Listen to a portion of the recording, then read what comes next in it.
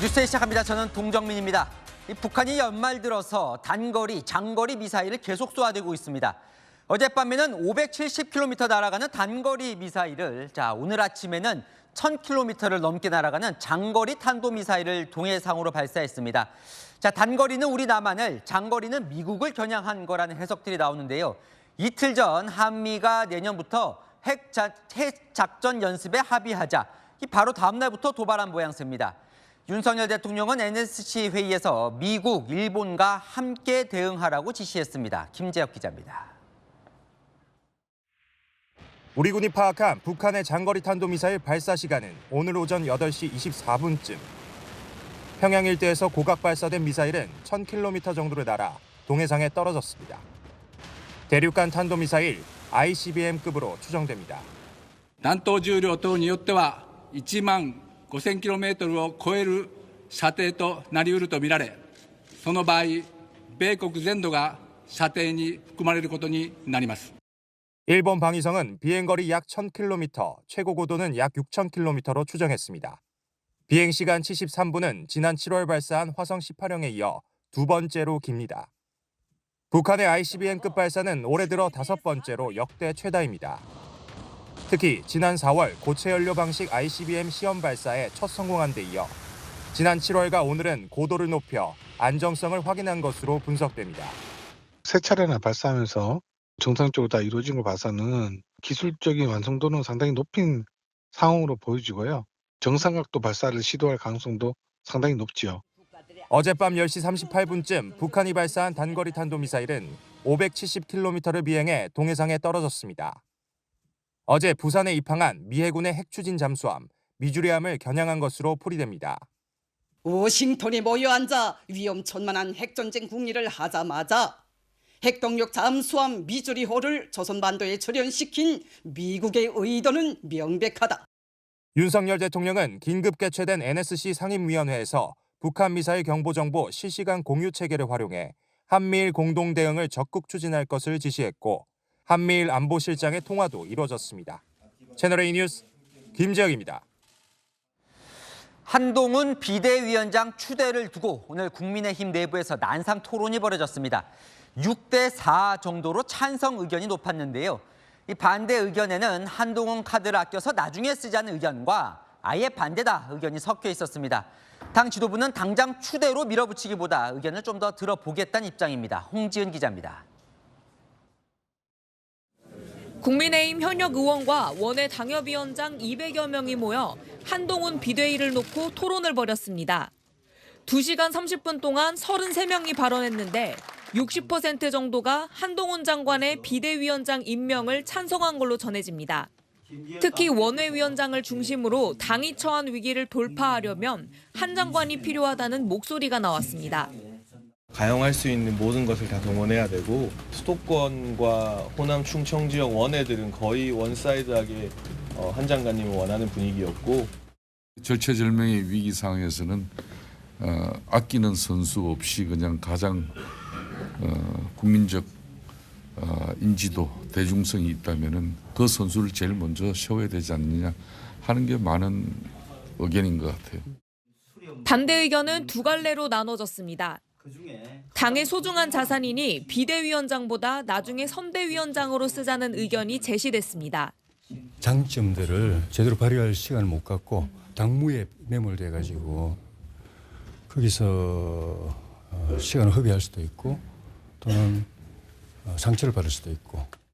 윤석열 아바타 논란에 휩싸일 수 있다며 반대 의견을 밝힌 이도 있었습니다. 김건희 여사 특검법 관련해서 한동훈 장관이 무슨 발언을 하든 다 이해충돌처럼 비춰지기 때문에 여당 지도부 관계자는 한동훈 개인에 대한 비토 의견은 거의 없었고 다른 대안이 제시되지도 않았다며 한동훈 비대위 출범이 유력하다는 분위기를 전했습니다. 윤재욱 대표 권한대행은 의견을 좀 더 들은 뒤 이번 주 후반쯤 당사자에게 직접 비대위원장직을 제안할 걸로 보입니다. 채널A 뉴스 송지은입니다. 한동훈 법무부 장관은 오늘 잡혀있던 공개 일정을 취소했습니다. 여당 상황 지켜보겠죠. 한 장관, 당이 원하지 않으면 가긴 어렵다는 뜻을 가진 것으로 전해지는데요. 여당의 공식 제안을 받기 전에 먼저 나서진 않을 것으로 보입니다. 유승진 기자입니다. 한동훈 법무부 장관이 오늘 오후 참석할 예정이었던 마을 변호사 10주년 기념식은 차관이 대신 참석했습니다. 한 장관은 법무부 과천청사로도 출근하지 않고 외부에서 비공개 일정을 소화한 것으로 알려졌습니다. 예상치 못한 김기현 전 국민의힘 대표의 사퇴 이후 갑자기 정치 등판 시기가 빨라지는 것에 대한 고심이 깊은 것으로 전해졌습니다. 정치 참여의 그 마음의 준비는 돼 있었던 것 같은데 상황이 이렇게 급발진하니까 본인은 엄청 스트레스 받고 있다고 그럽니다. 한 장관은 당원과 지지자들이 바라지 않는다면 비대위원장을 맡거나 국민의힘에 입당할 이유도 없다는 입장인 것으로 전해졌습니다. 당내 비토 여론이 정리되지 않은 채 비대위원장을 맡을 경우 리더십을 바로 세우기가 어렵다는 판단으로 보입니다. 한 장관은 최근 총선 관련 질문에 말을 아끼고 있습니다. 장관님 백분 한번 하실까요? 안 하시죠? 여기 성남시라서 제가 그 얘기할 게 아니니까. 한 장관은 내일 국무회의와 국회 법제사법위원회 일정은 예정대로 소화할 계획입니다. 채널A 뉴스 유승진입니다. 민주당에선 당 지도부와 의원들이 뭉쳐 이낙연 전 대표 찍어내기에 나선 모양새입니다. 초선 의원들은 원외 친명계와 손잡고 이낙연 전 대표를 앞잡이라고 비하하며 정계 은퇴를 요구했습니다. 원칙과 상식은 이재명 대표 사퇴와 비대위 전환이 해법이라며 맞섰습니다. 최수연 기자입니다. 민주당 친명계 초선 의원들과 원외 인사들이 국회에서 이낙연 전 대표의 정계 은퇴를 요구했습니다.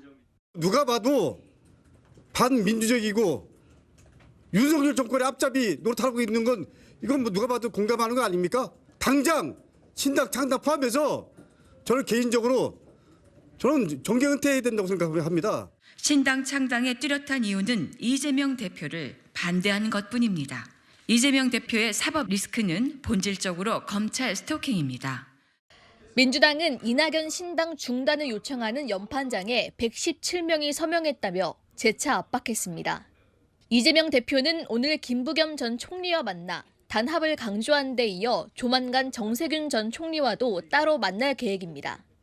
당 지도부와 의원들이 전방위 압박에 나선 모양새에 이낙연 전 대표는 불편함을 드러냈습니다. 그쪽 동네의 오래된 정치 습관이랄까 하는 것이 그냥 조롱하고 모욕하고 압박하고 억압하고 그런 방식으로 해결을 해온 버릇 때문에 그러는지 모르지만 그렇게 해서는 안 될 것입니다.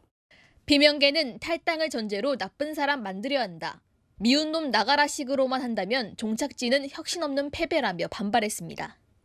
민주당 비주류 원칙과 상식도 의원들이 하나가 되어 짓누르기에 여념없는 모습이 착잡하다며 이재명 대표 사퇴와 비대위 전환을 거듭 촉구했습니다. 채널A 뉴스 최순입니다.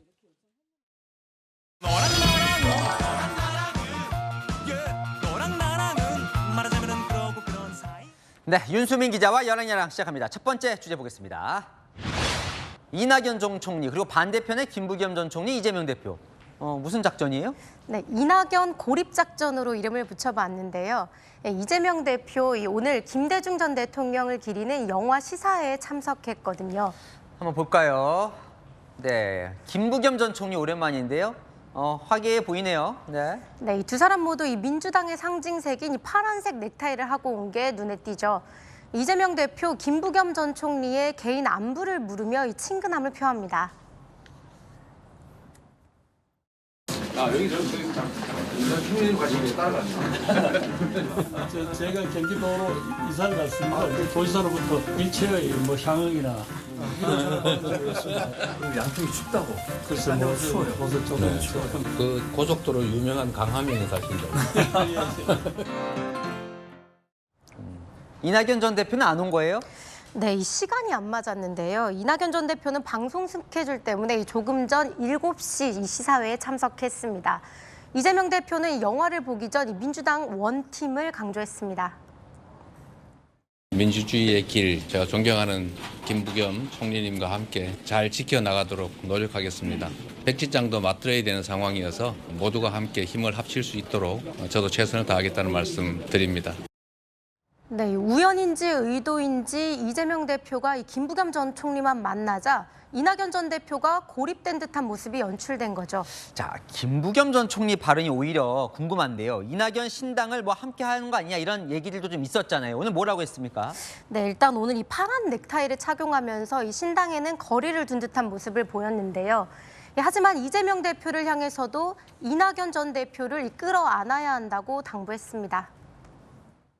민주당을 중심으로 한 그동안의 이런 역사를 그걸 더 큰 물줄기를 만들어 주셨으면 좋겠다. 이낙연 전 대표도 포용해야 한다는 취지로 알아주는 건가요? 당연히 그래 봐야 되지 않겠어요? 네, 다음 주제 보겠습니다. 한동훈 장관, 반대편은 민주당 의원들인데 최고위원들이네요. 한동훈 땡큐라고 했어요? 네, 민주당 최고위원들 한동훈 장관이 국민의힘 비상대책위원장으로 오면 땡큐 환영한다고 했습니다.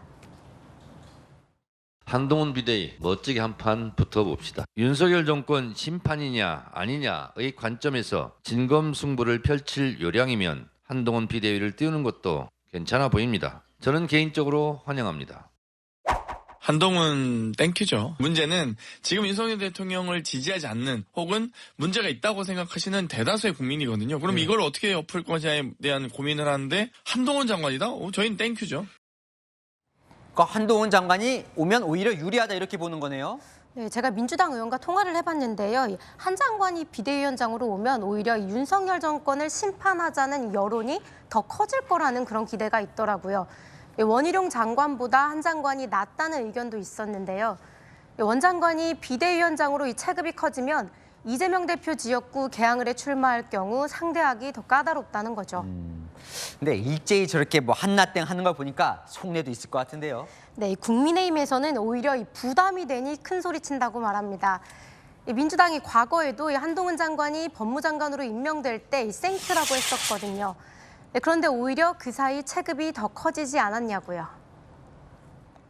민주당의 여러 정치인들이 한동훈 장관을 한 번에 제압할 수 있다고 큰 소리를 쳐왔지만 오히려 한동훈 장관에게 제압당하는 민주당에게는 상당한 부담이 될 수밖에 없겠죠. 네, 한동훈 비대위원장을 두고 여야 서로 다른 생각을 하는 것 같은데요. 결국엔 누가 고마워하게 될까요? 네, 지금까지 여랑야랑이었습니다. 다음 소식입니다. 송영길 전 민주당 대표가 오늘 구속 갈림길에 서 있습니다. 잠시 후 구속이냐 기각이냐 결과가 나올 텐데요. 현장 취재기자 바로 연결해 보겠습니다. 자, 김정근 기자, 송 전 대표 지금 결과를 기다리고 있을 텐데요. 오늘 법정에서 아주 치열한 공방이 벌어졌다면서요? 네, 법원 영장 실질 심사를 마친 송영길 전 더불어민주당 대표는 지금 이곳 서울구치소에서 결과를 기다리고 있습니다. 구속 여부는 오늘 밤 늦게나 내일 새벽쯤 결정될 걸로 보입니다.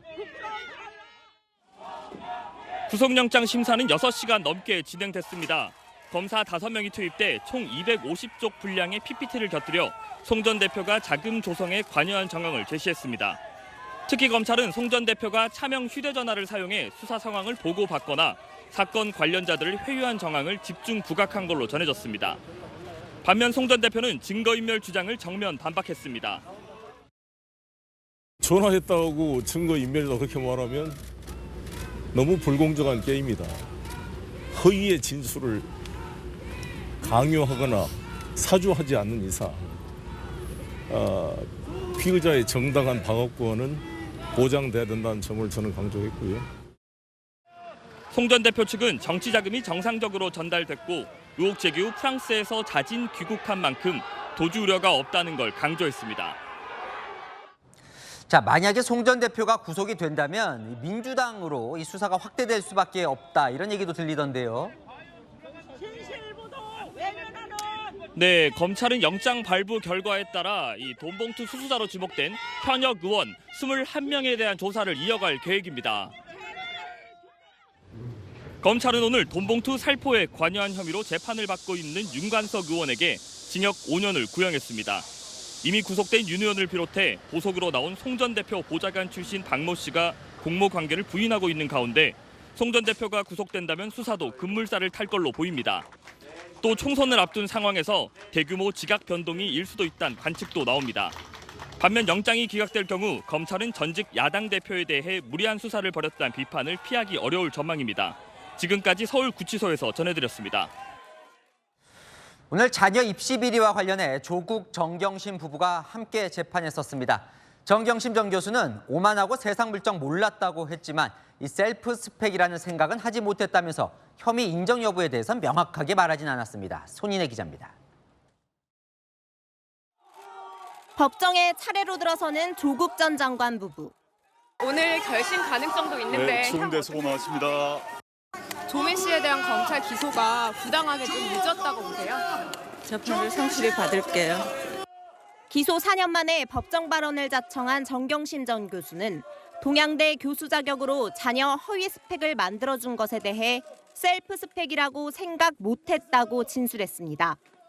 그러면서 나는 당연하다고 생각했지만 오만하고 세상 물정 모르며 남에 대한 배려가 없었구나라고 생각했다고 덧붙였습니다. 아들의 미국 대학 시험을 부모가 함께 응시한 혐의에 관해선 학교폭력 피해로 자식을 걱정하는 마음이 앞섰다고 밝혔습니다. 정 전 교수는 아들이 극단 선택을 하면 어떡하나 살리는 데 주력하며 24시간 관리해야겠다는 생각만 들었다고 했습니다. 1심에서 조 전 장관은 자녀 입시 비리와 유재수 감찰 무마 혐의로 징역 2년의 실형을 선고받았습니다. 항소심 최종 선고는 2월 8일에 이뤄질 전망입니다. 채널A 뉴스 손인혜입니다. 네, 경복궁 담벼락에 낙서 테러가 발생한 뒤 경찰이 순찰을 강화했지만 어젯밤 또 비슷한 사건이 일어났습니다. 해당 용의자는 오늘 오전 자수했고 1차 낙서 용의자 2명은 경찰이 추적 중입니다. 잇따른 문화재 훼손 행위를 막지 못한 문화재 당국과 경찰에 대한 책임론이 커지고 있습니다. 송진석 기자 보도 보시고 아는 기자로 이어갑니다. 복원 작업이 한창인 경복궁 서쪽 영추문 담벼락. 가림막 옆에 새로 설치된 비닐이 덮여 있습니다. 어젯밤 10시 20분쯤 경복궁 담벼락에 어떤 남성이 낙서하고 있다는 신고가 접수됐습니다. 시내 노선버스 운전사가 검은색 상하이에 후드를 뒤집어 쓴 수상한 남성을 발견해 경찰에 신고한 겁니다. 낙서가 되어 있고 사람이 하나 여기서 어정거리고 있고 그러니까 저 사람은 분명히 낙서한 사람일 거다 생각하고. 경찰이 현장에 출동했을 때 용의자는 달아난 뒤였고 담벼락에는 빨간 스프레이로 가로 3m, 세로 1.8m 크기의 인디밴드 가수 이름과 앨범명 등이 적혀 있었습니다. 그제 새벽 낙서 피해를 당한 지 50시간도 채 되기 전 또다시 낙서 테러가 벌어진 겁니다. 경찰이 CCTV 영상을 분석해 용의자를 추적하던 중 오늘 오전 11시 45분쯤 20대 남성이 경찰서를 찾아 자수했습니다. 경찰은 남성을 상대로 범행 동기와 경위 조사를 벌였습니다. 오늘 자진 출석 왜 하신지만 설명해 줄 수 있을까요? 일단 경찰은 그제 경복궁과 서울경찰청 담장 등에 그려진 낙서와는 별도 범행으로 보고 첫 번째 범행의 용의자인 남성과 여성을 계속 추적하고 있습니다. 경찰은 용의자들이 택시를 타고 이동한 것을 확인하고 승하차 기록 확보를 위해 압수영장을 신청했습니다. 용의자 신원이 거의 특정됐다는 것이 경찰 설명입니다. 채널A 뉴스 송진섭입니다.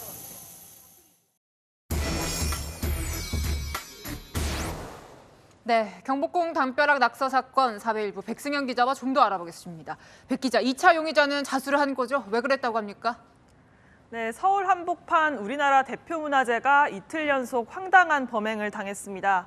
그제 새벽 경복궁 영추문 인근 담벼락에 영화 공짜라는 문구 등을 스프레이로 적은 낙서가 발견됐었죠.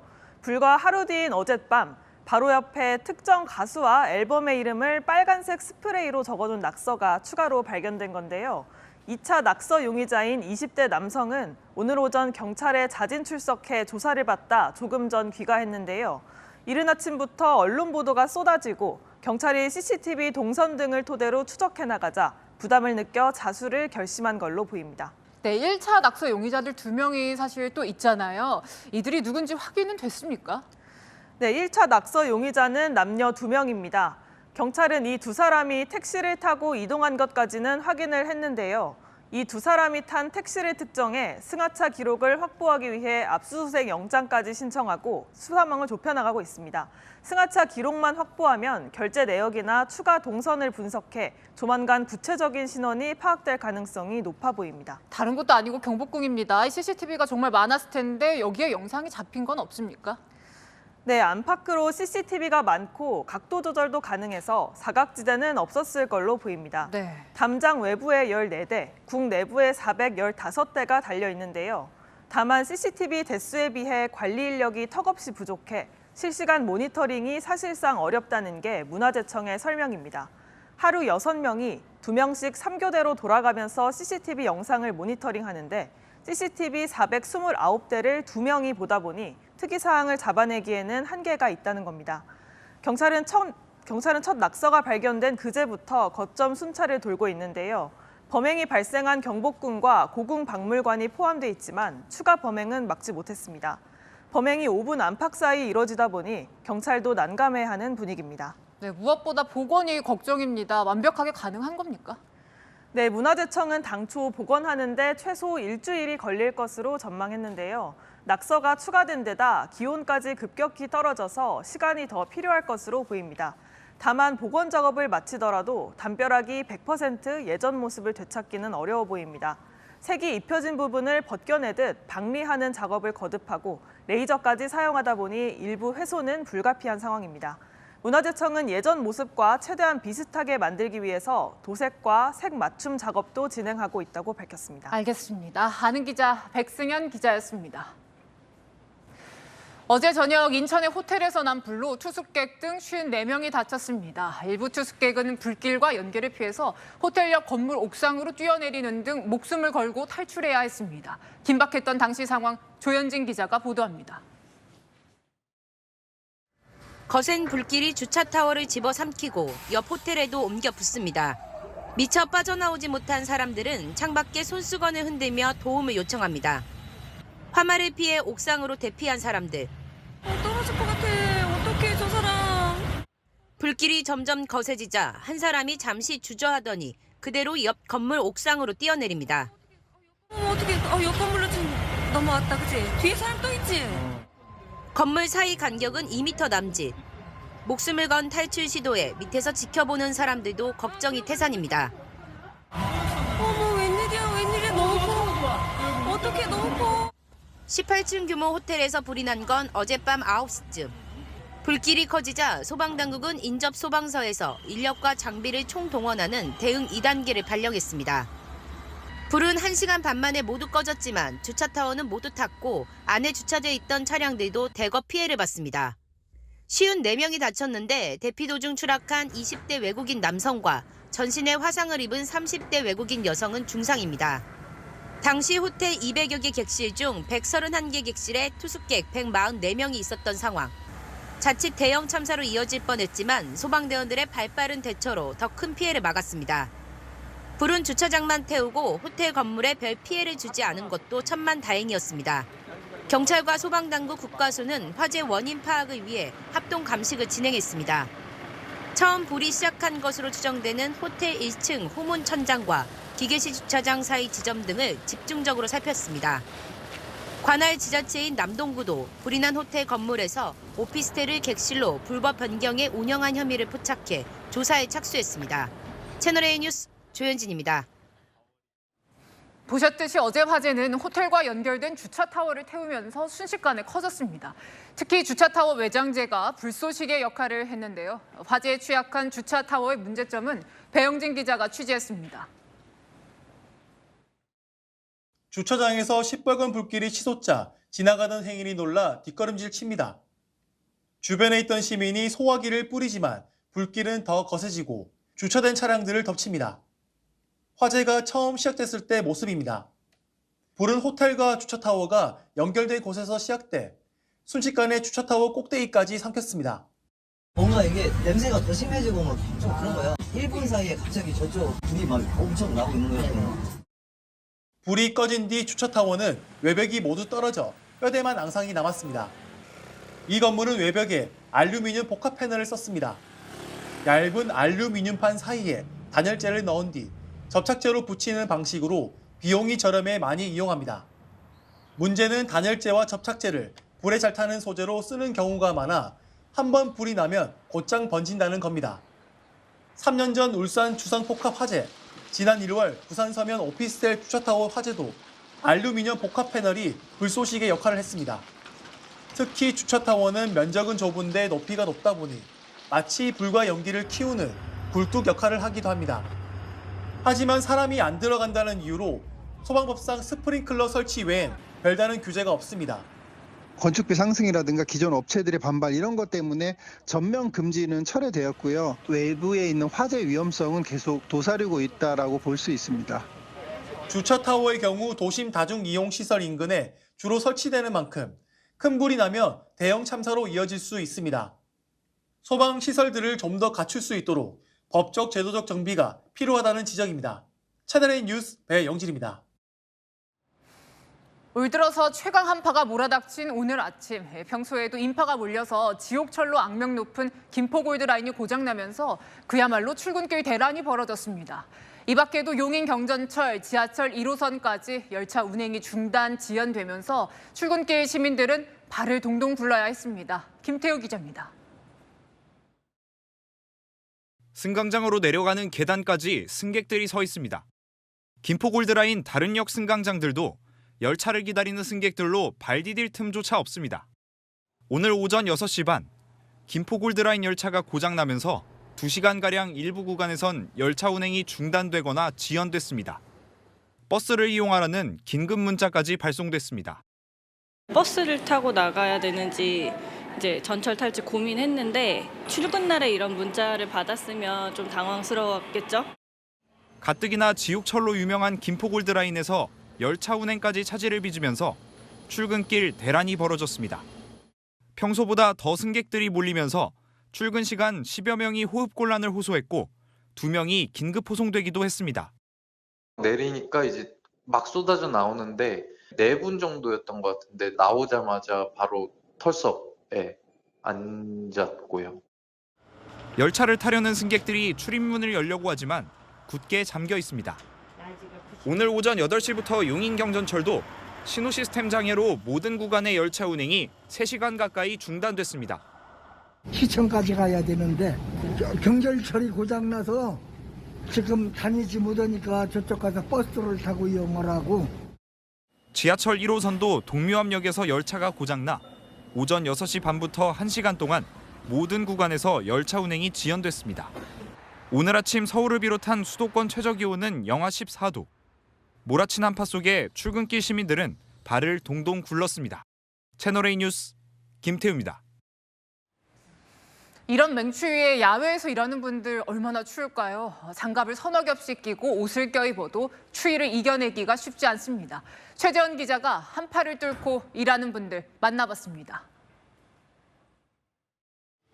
뻥 뚫린 공간에서 세차에 열중한 작업자들.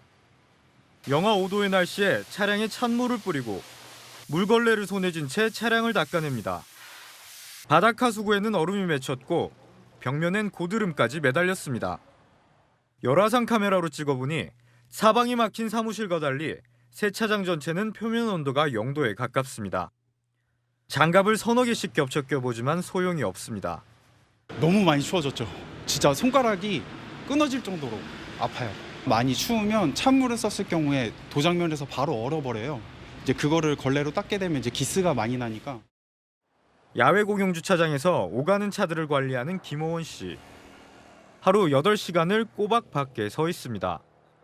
상의 4벌을 겹쳐 입고 두툼한 네이까지 입어봐도 추위는 쉽게 물러가지 않습니다.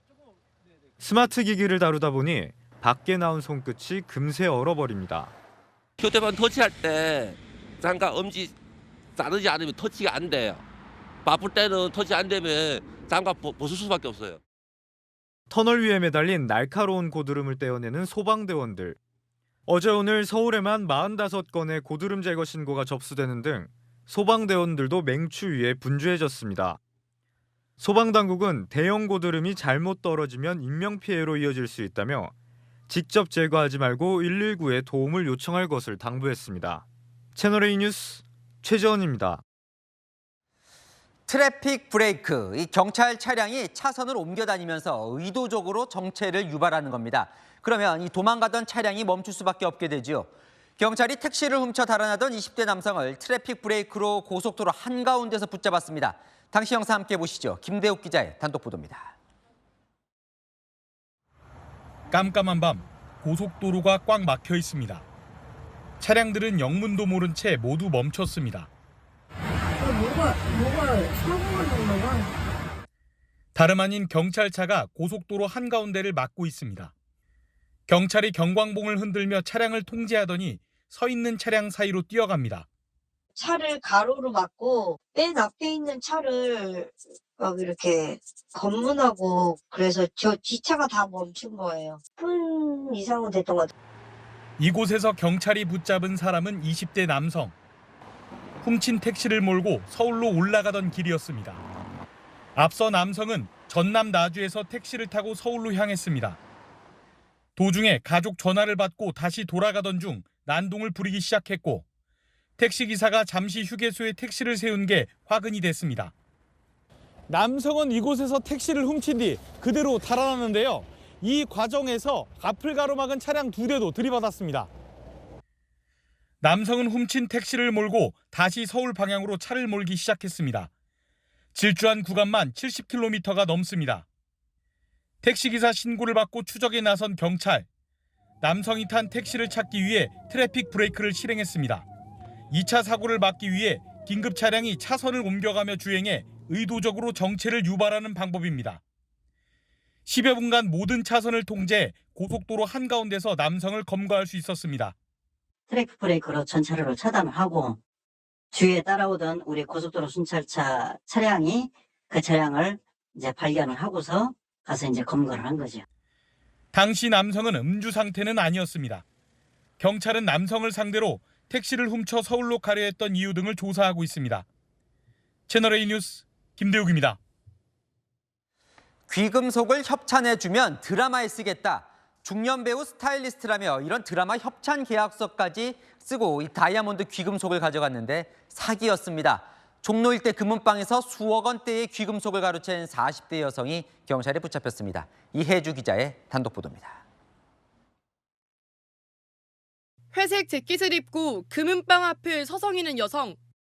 손님들이 모두 나가는 걸 확인한 뒤 가게로 들어섭니다. 이것저것 물건을 구경하더니 10분 넘게 무언가 설명을 하며 명함을 건넵니다. 잠시 후 여성은 계산 없이 귀금속만 챙겨 가게를 나갑니다. 유명 중년 배우의 스타일리스트라며 귀금속을 협찬해주면 드라마 속 착용 사진을 가게에 걸게 해주겠다고 말한 뒤 귀금속을 받아간 겁니다. 인근 또 다른 금은방을 찾은 여성. 이번엔 드라마 이름까지 적힌 협찬 계약서를 준비해왔습니다.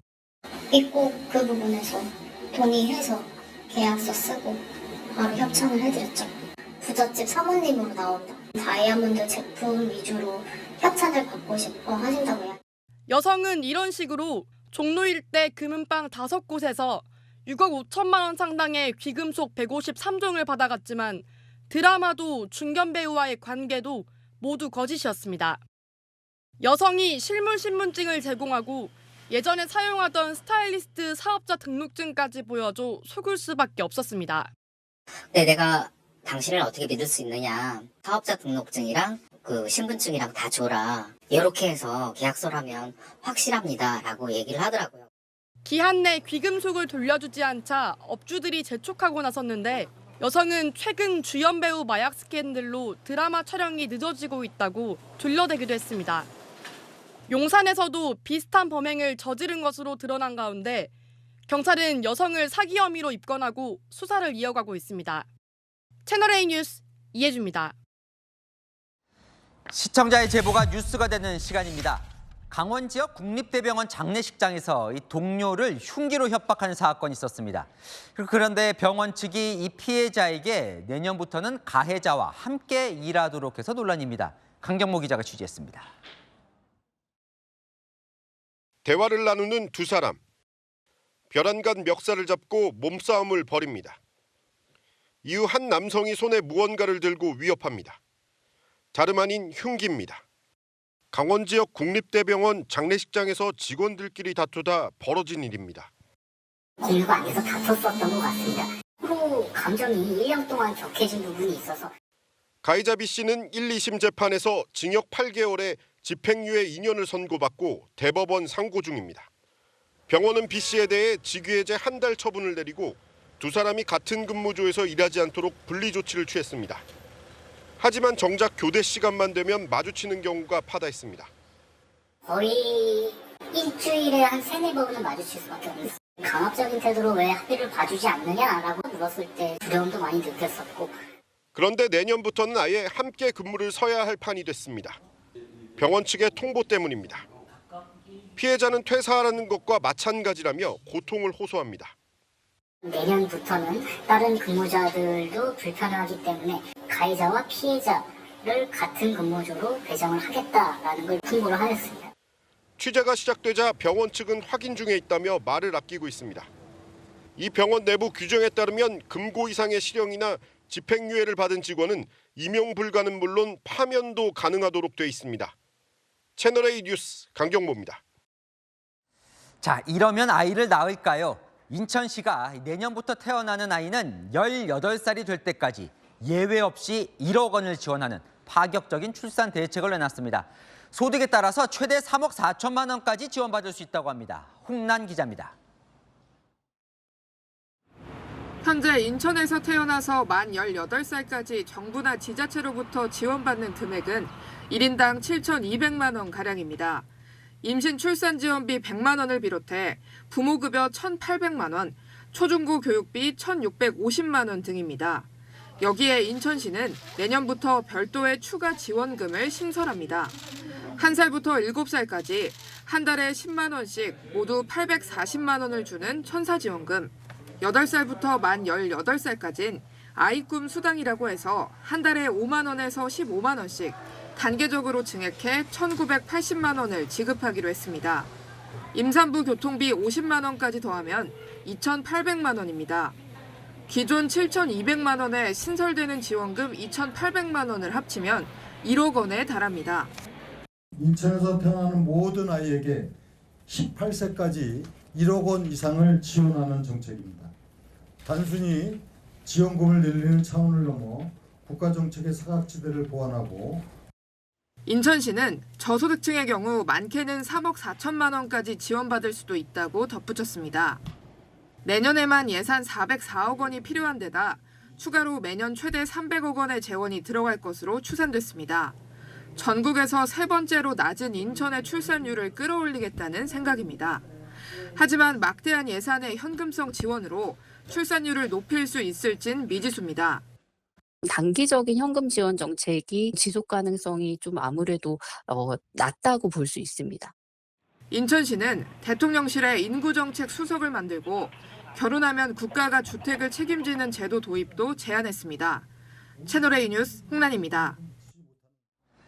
금융감독원이 국내 증권사들의 손실 돌려막기 정황을 적발했습니다. 한 증권사에서 손실이 날 경우 다른 증권사가 고객 돈으로 그 손실을 메워주면서 서로 돌려막기란 정황이 포착된 겁니다. 이게 맞다면 영문도 모른 채 손실을 보는 고객도 생긴 겁니다. 광민경 기자입니다.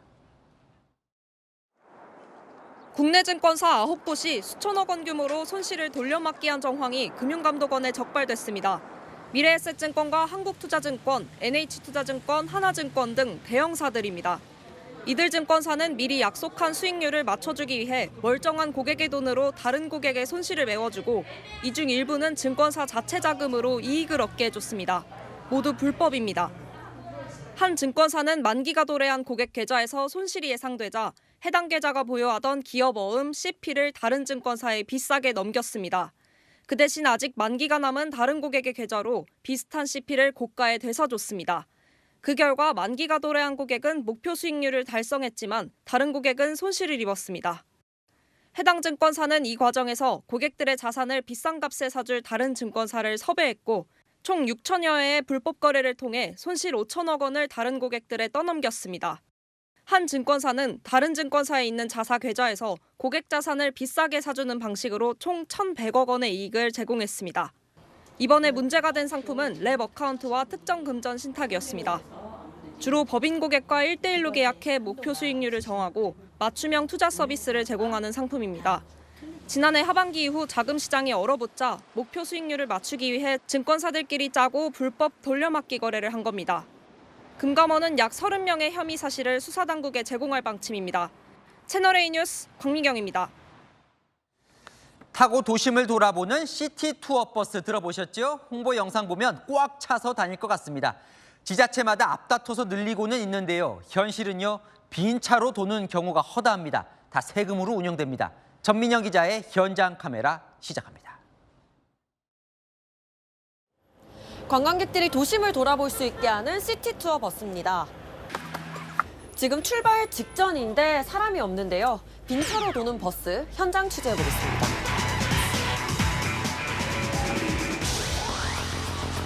평일 오전 인천 송도의 종합관광안내소 앞 시티 투어 버스가 승객을 기다리고 있습니다.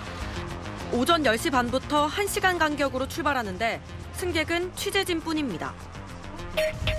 노선을 달리는 1시간 반 동안 버스 문만 여닫힐 뿐 타고 내리는 사람은 없습니다. 신포시장, 차이나타운 등 인천의 주요 관광지를 도는 노선이지만 막상 보이는 건 인천항의 컨테이너뿐입니다. 정거장에 아예 서지도 않습니다. 원래 정차를 안 하나요? 여기 원래 손님이 없어요. 내려왔다 구경할 게 없어서 그냥 타버려요. 영종도를 도는 또 다른 노선의 시티투어 버스도 2시간 반을 빈차로 다닙니다. 대구의 시티투어 버스도 마찬가지입니다. 빈차로 출발하는데 지난주 승객 수는 많아야 2명에 불과했습니다. 어제 손님 오셨어요. 아예요? 하나 더 오셨어요. 중간 정류장에 내리니 특별할 것 하나 없는 도시 한가운데입니다. 특색 없이 돌다 보니 일반 시내버스와 차이도 없고 관광객도 시민도 찾지 않는 겁니다. 우리 여와가는 이용할 일이 잘 없지. 잠시 와가 목적지 딱 갔다가 거기서 또 바로 집으로 가고 하니까. 근데 참 애매하네. 잘 안 가는 굳이 할 필요가 있나 싶은 생각이 들어요. 정류장 찾기는 더 힘듭니다. We just see the picture. We can't see any sign. We just nervous. 문제는 다 세금으로 운영된다는 겁니다. 지자체 예산이 많게는 10억 넘게 들어갑니다. 인천시는 매년 14억 원을 투입하고 있지만 벌어들이는 건 2억 원에 불과합니다. 밑빠진 독에 물 붓기지만 오히려 시티투어 버스 운영을 늘린다는 계획. 내년에 수는 좀 늘어날 것 같아요. 각 지자체가 너도 나도 시티투어 버스를 만들면서 전국 85곳에서 304개 노선이 운영되고 있습니다. 이들이 벤치마킹한 건 연간 20만 명이 이용하는 서울 시티투어 버스입니다. 광화문을 출발해 경복궁, 남대문, 남산 등 유명 관광지를 연결하고 다양한 언어로 설명해주다 보니 내 외국인들에게 인기입니다. 하지만 내세울 관광 콘텐츠 없이 겉모습만 베낀 지역의 시티투어 버스는 세금 먹는 하마로 전락했다는 비판이 나옵니다. 현장 카메라 전민영입니다. 이스라엘군이 가자지구에서 길이가 4km나 되는 하마스의 초대형 땅굴을 발견했다며 내부를 공개했습니다. 동굴 폭이 차량도 오갈 수 있을 정도로 거대합니다. 김태림 기자입니다. 흙더미에 숨겨진 철문을 군인들이 파헤치고 중장비까지 출동합니다. 철문을 절단하니 모습을 드러내는 거대한 지하 땅굴. We are going to enter to the biggest tunnel we found in Gaza. The biggest secret of Sinwar. 터널 속으로 들어가니 배수로와 전선들이 먼저 눈에 띕니다. 가스통과 파란색 통들도 널려 있습니다. זו לא מנהרה רגילה, זו עיר. 이스라엘군은 이 터널이 이스라엘과 가자지구가 맞닿은 에레즈 통행로 인근에서 발견됐고 길이만 4km에 달한다고 설명했습니다. 터널 구간을 보여주며 발각됐을 때 차단할 수 있는 방폭문도 공개했습니다. 하마스 실권자의 동생인 무함마드 신와르가 차로 터널 안을 이동하는 영상을 보여주며 터널 폭이 3m에 달한다고 설명했습니다. 이스라엘에선 자국군의 5인 사격으로 숨진 인질들의 장례식도 진행됐습니다. שרדת 70 יום בתופת. אני יודעת שהרגשת אותנו כל הזמן, כמו שאנחנו הרגשנו אותך. עוד רגע והיית אצלי בידיים. 인질 3명이 남은 음식을 짜내 SOS라고 쓴 흰 천도 발견됐습니다. 간절하게 구출을 요청한 흔적까지 드러나 이스라엘을 향한 휴전 압박은 더 거세지고 있습니다. 인질 협상 재개 가능성이 제기되는 가운데 하마스는 이스라엘군의 철군을 요구하고 있지만 이스라엘은 전선 후퇴를 거부하는 입장을 고수하고 있다고 외신은 전했습니다. 채널A 뉴스 김태림입니다. 이란의 지원을 받는 예멘 반군이 바닷길 핵심 무역로인 수에즈 운하를 장악했습니다.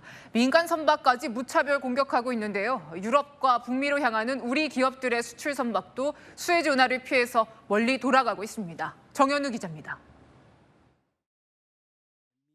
이란의 지원을 받는 예멘 반군 후티가 수에즈 운하를 지나는 민간 선박들을 무차별 공격합니다. 이스라엘과의 연관성이 의심된다는 이유입니다. ضد سفينتين حاويات MSC ألانيا وMSC بلاتيوم كانتا متجهين إلى الكيان الإسرائيلي. 위협을 느낀 세계 해운사 선박들이 수에즈 운하를 지나는 대신 아프리카 남단 희망봉을 우회하고 있습니다. 지난 2021년 3월 초대형 컨테이너선이 좌초해 수에즈 운하가 막힌 이후 처음입니다. 세계 2위 해운사 머스크는 지난 16일 운하 인근 운항을 중단하라는 지침을 내렸고 우리 국적선사인 HMM도 주요 유럽행 노선 경유지를 수에즈 운하에서 희망봉으로 바꿨습니다. 유럽과 아시아를 잇는 최단 운송로인 수에즈 운하는 전 세계 컨테이너선 물동량의 약 30%가 드나듭니다. 우리나라에선 기계류, 건설 자재 등이 수에즈 운하를 거쳐 유럽이나 북미로 수출됩니다. 지난주에만 우리 화물선 13척이 수에즈 운하를 지났는데 희망봉으로 우회하면 항로가 최장 9,000km 길어지면서 운송은 최장 열흘가량 지연됩니다. 지금 유럽 노선을 부산에서 출발하는 모든 선사들이 지금 다 바뀌었다고 보시면 돼요. 유럽행 컨테이너선의 운임 인상이 불보듯 뻔한 거고요. 세계 해상 운임이 11월 말 이후 뛰고 있는데 희망봉 우회가 장기화될 경우 물류 비용이 늘고 수출 대란까지 우려됩니다. 채널A 뉴스 정현우입니다. 미국에서 승용차가 대통령 경호 차량을 들이받는 사고가 났습니다. 사고 지점이 바이든 대통령이 서 있던 곳에서 불과 40m 거리라서 대통령이 급히 대피하는 소동이 빚어졌습니다. 최주현 기자입니다. 바이든 미국 대통령이 건물을 나오며 손을 흔듭니다. Mr. President, why are you losing to Trump in the polls? 기자들과의 대화를 마치고 고개를 돌리는 순간 충돌 소리가 난 곳을 응시한 채 거리 위에 그대로 굳어버렸습니다. 현지 시간 어제 저녁 8시 9분쯤 인근 교차로를 차단하고 있던 미국 비밀경호국 소속 차량과 또 다른 일반 차량이 충돌하는 사고가 발생했습니다. 사고 장소는 워싱턴 백악관에서 차로 2시간 정도 떨어진 델라웨어 윌밍턴. 내년 대통령 선거 재출마를 준비하는 바이든 대통령의 선거본부가 위치한 곳입니다. 바이든 대통령은 선거본부 관계자들과 저녁 식사를 마치고 이동하려던 상황이었습니다. 경호원들이 곧바로 사고 차량을 둘러싸자 운전자도 두 손을 듭니다. 사고 차량과 바이든 대통령의 거리는 40m 정도. 경찰 관계자는 이 사고로 이익을 얻고자 한 사람은 없어 보인다며 단순 빗길 사고에 무게를 두고 사고 원인을 조사 중입니다. 백악관은 바이든 대통령이 다치지 않았다고 발표했습니다. 채널A 뉴스 최주현입니다.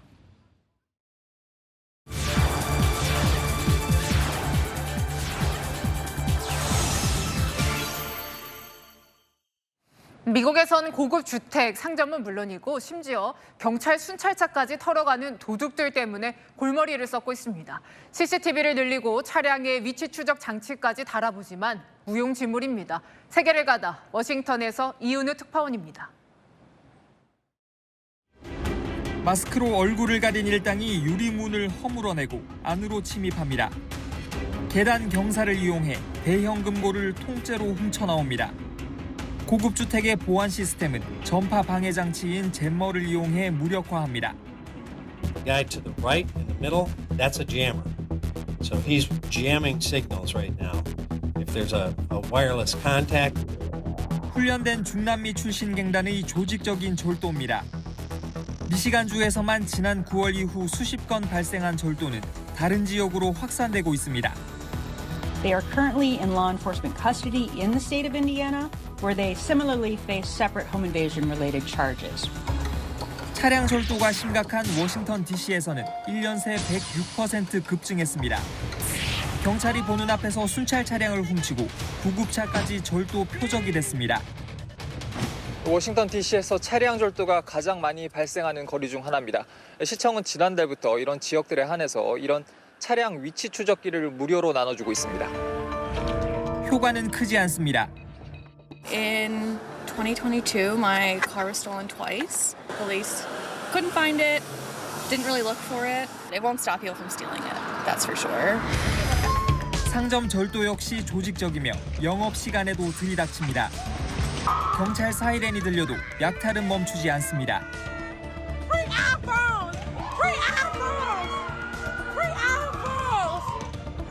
이달부터 워싱턴 DC에선 24시간 CCTV 감시 체계가 가동됐지만 무장 강도까지 상점에 들이닥쳤습니다.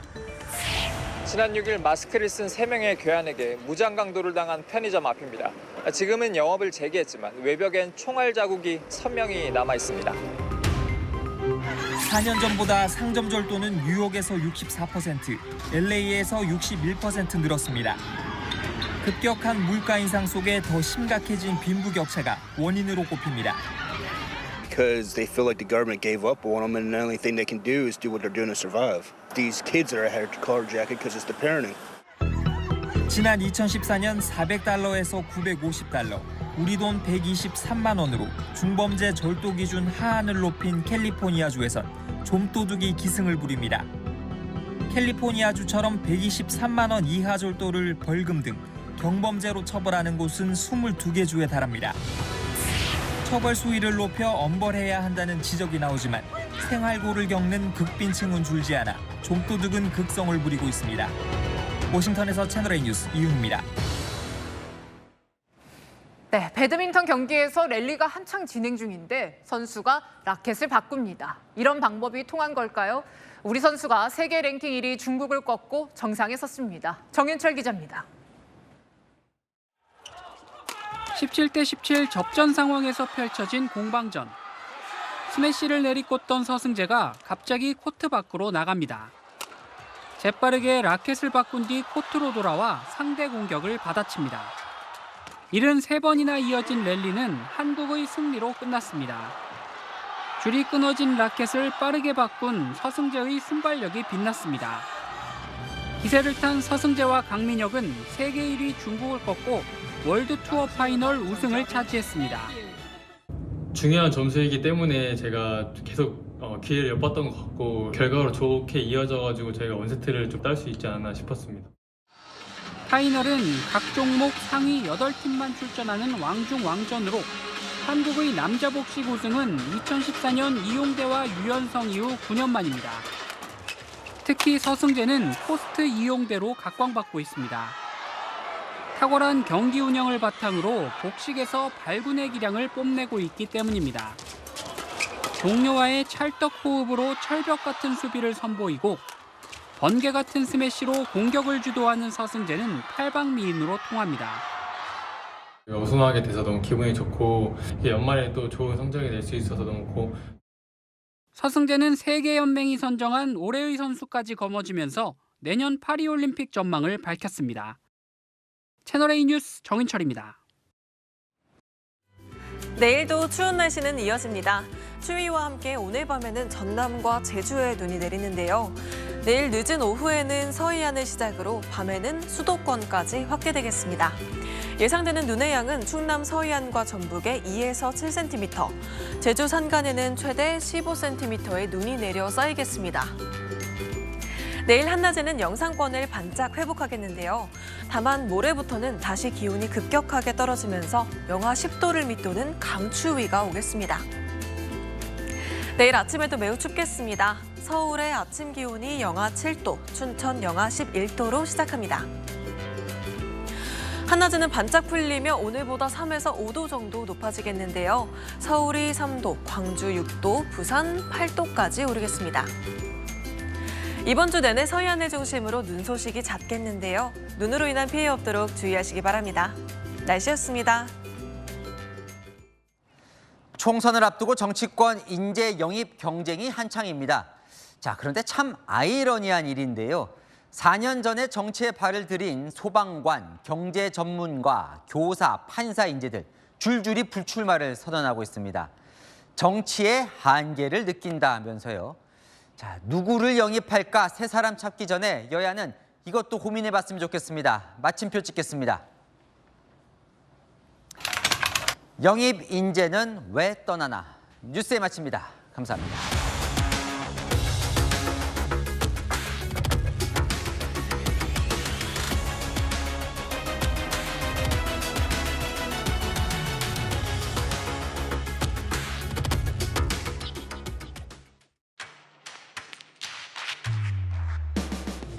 당신의 아침을 여는 보이는 라디오, 정치 시그널. 시사 보도의 최강자, 김진애 돌직구쇼. 돌직구쇼의 연장전, 더 남아. 생생한 뉴스 현장을 전한다. 뉴스엘 라이브.